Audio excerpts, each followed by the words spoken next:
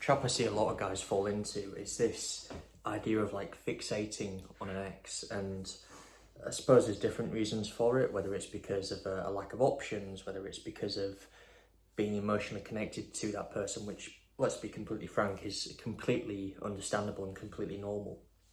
But I thought a really good synopsis that Kristen Tate mentioned a few years ago, I think it was on a podcast with Mike Thurston, was this idea that he doesn't know if he's been in love, because if he had been in love, it would have worked out.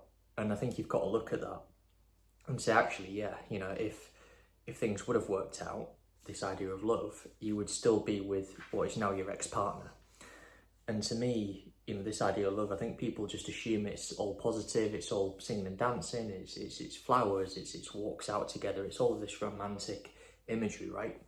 But love is also the tough parts, it's the tough situations that you both worked through together as a power team.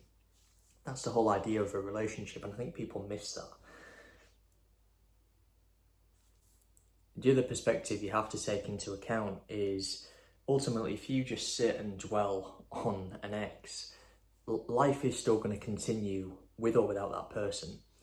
And I've learned this with experience, but if you go out there and you embrace life and you engage in different social situations, or you go to different places, you're more likely to meet someone new who maybe is not quite the same as your ex, but has nuances that actually you're more attracted to, or you find more intriguing and compelling.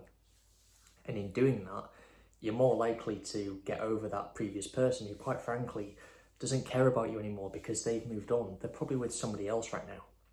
But yet you choose to sit and dwell on that person who, quite frankly, couldn't care if you're suffering or not.